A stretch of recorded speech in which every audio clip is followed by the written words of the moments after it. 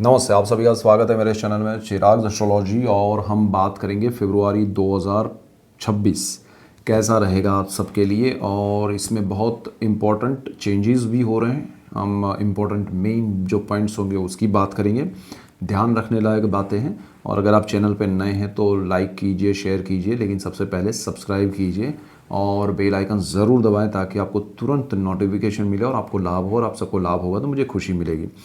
यहाँ देखिए, हम डिफरेंट टॉपिक्स पे बात करें। अभी हमने एक और टॉपिक के वीडियोस देना शुरू किया है जिसमें सूर्य का राहु के साथ ग्रहण योग और उसमें मंगल का कॉम्बिनेशन, दो अंगारक योग भी है, दो अंगारक और एक ग्रहण योग उधर शनि के साथ फिर जाएंगे सूर्य और मंगल दोनों।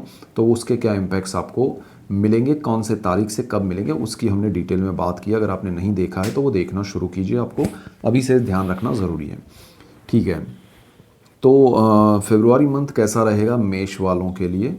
तो यहाँ पर देखिए, मेष के लिए जो समय है वो मतलब 28 फरवरी की अगर हम बात करें लास्ट डेट की, तो उसका चार्ट आपको जो दिख रहा है वैसा होगा।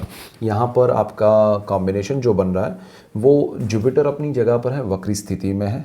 ठीक है, तीसरे भाव में, केतु पंचम भाव में है, और आपके बुध, राहु, सूर्य और मंगल शुक्र, ये कॉम्बिनेशन आपका 11th हाउस में 11वीं राशि में है, जो कि आपके लिए 5 ग्रहों की युति हो रही है। उसमें सूर्य मंगल राहु का कॉम्बिनेशन बन रहा है। और सूर्य जो है वो 13 फरवरी से आ रहे हैं और मंगल जो है वो 23 फरवरी से कुंभ में जाएंगे। तो ये कॉम्बिनेशन 5 ग्रहों का, उसमें दो अंगारक, एक ग्रहण योग बन रहा है इसी महीने में फरवरी में। और आपका शनि 12th हाउस में है जहाँ पर 12 नंबर लिखा है। और ये कॉम्बिनेशन के रिजल्ट्स आपको थ्रू आउट द मंथ क्या मिलेंगे। तो सबसे पहले तो देखिए, ग्रहण योग बनने जा रहा है आपकी कुंडली में और सोर्स ऑफ इनकम में। तो यहाँ पर मेष वालों के लिए सबसे बड़ी चीज़ ये है कि 11 नंबर जहाँ लिखा है वहाँ जो आपका कॉम्बिनेशन बनने जा रहा है वो आपको संभालना होगा, वो आपको ध्यान देना होगा। तो ये चीज़ जो है वो आपके लिए बहुत इम्पोर्टेंट है। यहाँ पर आपको कहीं गुरु की एनर्जी मिल रही है, पॉजिटिव एनर्जी मिल रही है। 3rd हाउस में जो जुपिटर बैठा है वो आपके भाग्य भुवन से एनर्जी एक लेके आपको दे रहा है, क्योंकि वो उसकी अपनी राशि है, उसकी दृष्टि वहाँ है, वक्र दृष्टि है, और ये स्थिति आपके लिए बहुत पॉजिटिव है। दूसरी चीज़ क्या हो रही है, गुरु की जो भी सप्तम भाव पे दृष्टि है, गुरु की भाग्य पे, और गुरु की 11th हाउस जहाँ ये 5 ग्रह इकट्ठे हो रहे हैं वहाँ पर भी गुरु की दृष्टि है। ये कॉम्बिनेशन आपको दृष्टि योग का बड़ा लाभ देने जा रहा है गुरु की ओर से। तो दूसरी तरफ इनकम के सोर्स, यहाँ आपको जो मेजर पॉइंट्स है उसकी हम बात करें तो आपके इनकम में बहुत बड़ा चेंज आएगा बहुत सारे लोगों के, जो भी मेष वाले हैं। तो आपको डरना नहीं है, लेकिन समझना ज़रूरी है कि इनकम के चेंजेस आएंगे मार्च में, फरवरी में, वो आपको परेशान कर सकते हैं। गुरु आपको इंट्यूशन देंगे कि भाई ये करो, ये मत करो। अगर आपने उसको फॉलो नहीं किया तो आपको परेशानी आएगी। आपके संतान जो है उनके लिए भी थोड़ा स्ट्रेसफुल टाइम जाएगा, क्योंकि ये सारे ग्रहों की दृष्टि जो है वो आपके पंचम भाव पे है। और उसमें सूर्य मंगल अंगारक योग है, सूर्य राहु ग्रहण योग है, राहु मंगल अंगारक योग है। अंगारक योग क्या होते हैं उसके मैंने अलग से डिटेल वीडियोस दिए हैं, वो आपने नहीं देखे तो देखिएगा।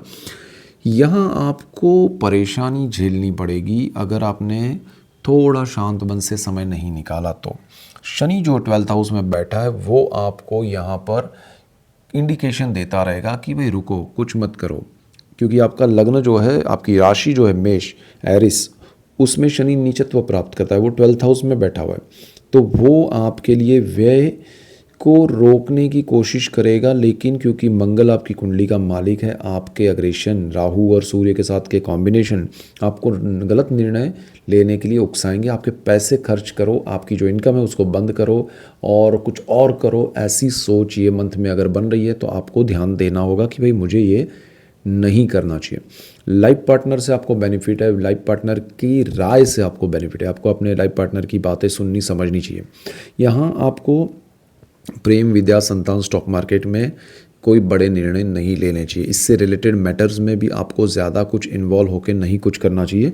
ये मेन पॉइंट्स है आपके लिए। और आपको यहाँ पर एक और चीज़ मैं कहूँगा कि आपके जीवन में सुख और कर्म, ये जो दो स्थान है चतुर्थ भाव और दशम भाव, उसका कॉम्बिनेशन जिस तरह से ये ग्रहों का बन रहा है, आपको परेशानियां देखनी पड़ सकती है अगर आपने थोड़ा सा भी ध्यान नहीं दिया तो यहाँ ध्यान से भटकना नहीं है, ये चीज़ है।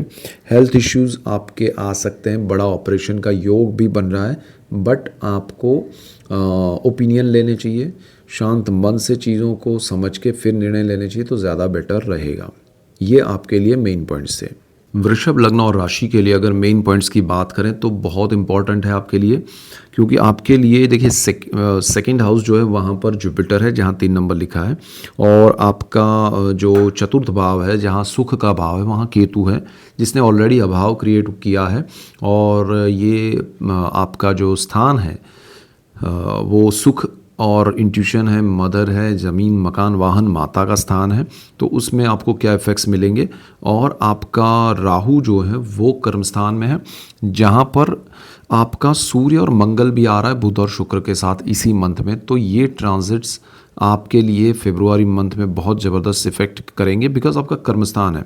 अगर आपने मेरा वीडियो ये मैंने दिया है आपको सूर्य के साथ राहु का कॉम्बिनेशन, सूर्य के साथ शनि का कॉम्बिनेशन और उन दोनों के साथ मंगल का कॉम्बिनेशन आपको आने वाले 2 महीनों में 13 फरवरी से 15 अप्रैल तक क्या इफेक्ट देंगे उसको ज़रा समझिएगा, अदरवाइज़ परेशानी बड़ी आ सकती है।